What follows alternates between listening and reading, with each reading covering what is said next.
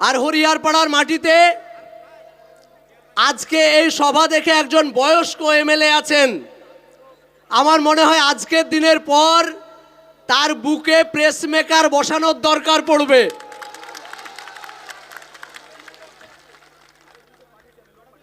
কারণ আজকে আমাদের সভাকে কোনো রকম ভাবে সফল করতে না দেওয়ার জন্যে রাজ্যের তৃণমূলের চেয়ারম্যান 300 মিটার দূরে বসে আছেন 40টা লোক নিয়ে। কটা বললাম? আর হুগলি থেকে প্রত্যন্ত 200 কিলোমিটার দূর থেকে যখন রান করে নওশাদ সিদ্দিকী এই মাটিতে পা দিলেন, আজকে এমএলএ সাহেবকে বলবো দেখে যান মানুষ ভালোবাসা কাকে বলে।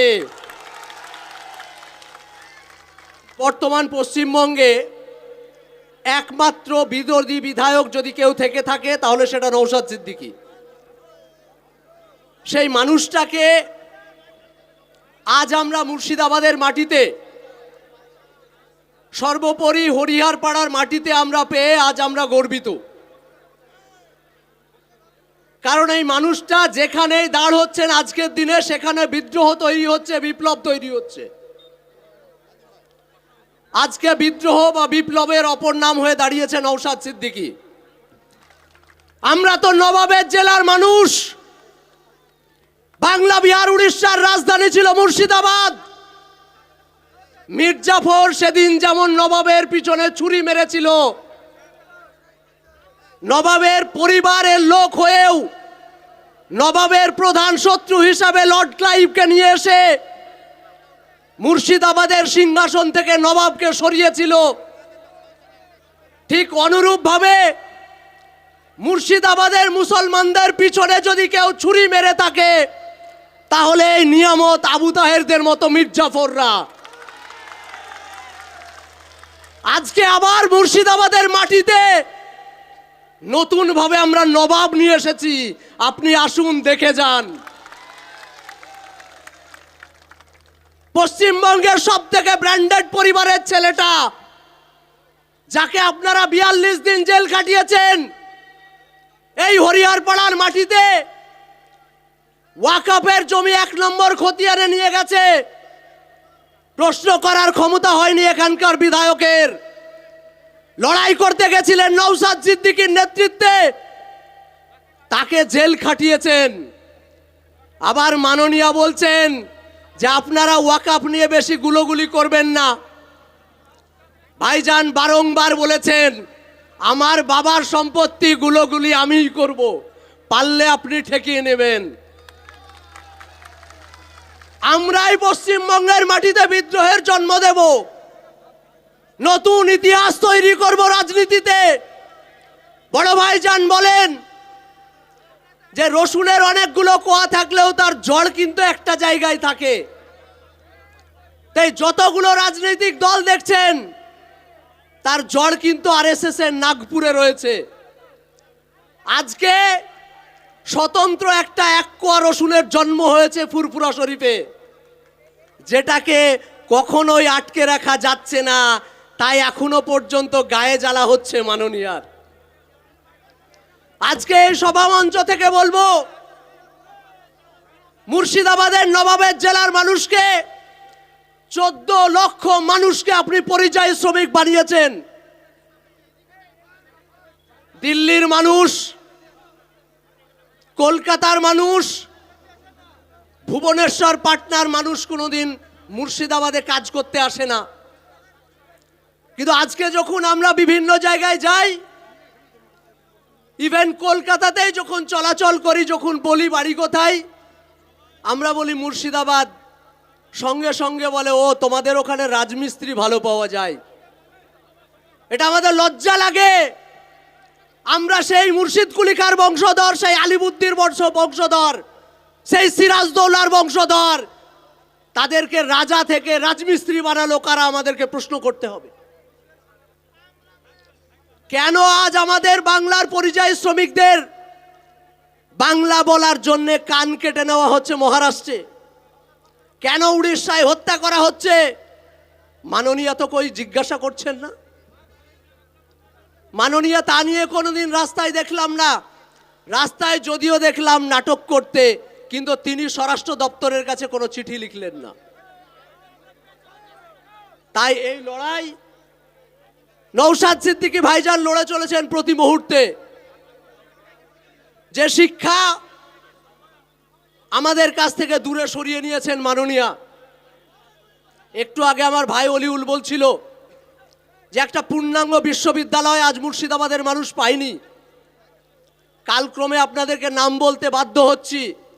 কিছুদিন আগে একজন আইপিএস এর সঙ্গে আমাদের মুর্শিদাবাদের একজন মানুষ, আপনারা অনেকেই চেনেন, নজরুল ইসলামের সঙ্গে পার্সোনাল কথা বলছিলাম।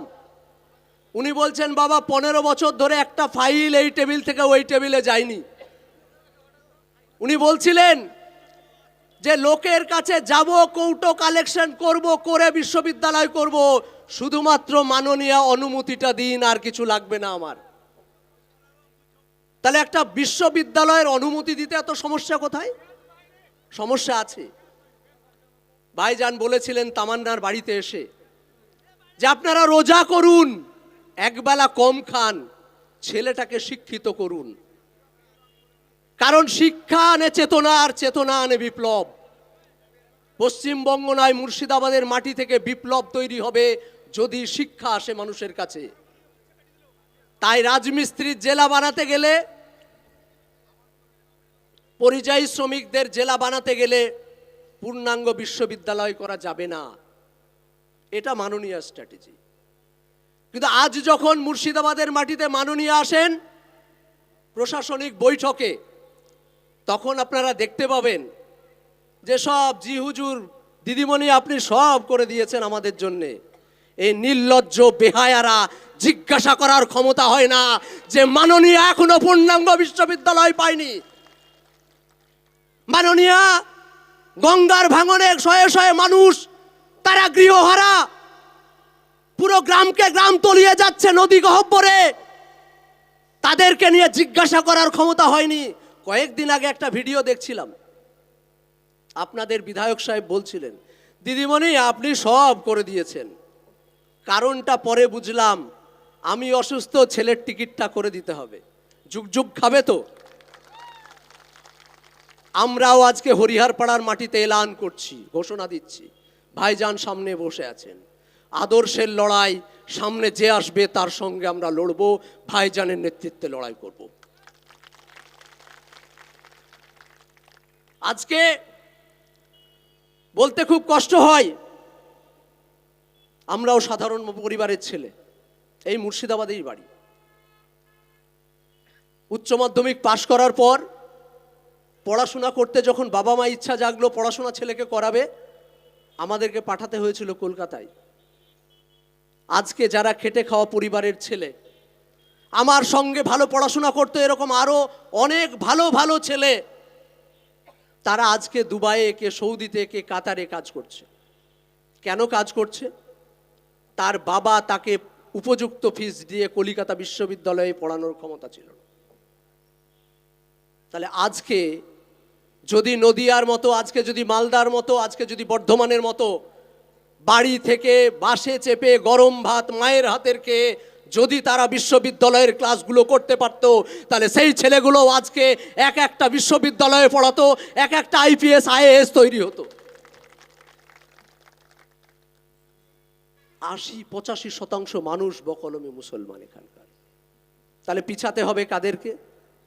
এই ব্রাহ্মণ্যবাদী যারা পলিটিক্স করে, তাদের উদ্দেশ্য হলো মুসলমান, দলিত, আদিবাসী, নিম্নবর্ণের মানুষ।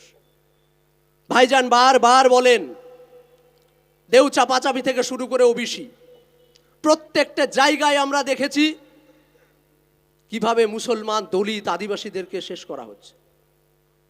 ভাইজানের কাছে সবিস্তারে আপনারা শুনবেন। যে কটা ওবিসি কোটায় চাকরি পেত, এমন ওবিসি রিজার্ভেশন পলিসি এনেছে এই রাজ্য সরকার। আরএসএস এর দেখানো পথকে সুগম করেছে মমতা বন্দ্যোপাধ্যায়, যার ফলে আর ওবিসি কোটায় আপনার আমার পরিবারের মুসলমানের ছেলেরা চাকরি পাবেন। আপনি প্রশ্ন করবেন না?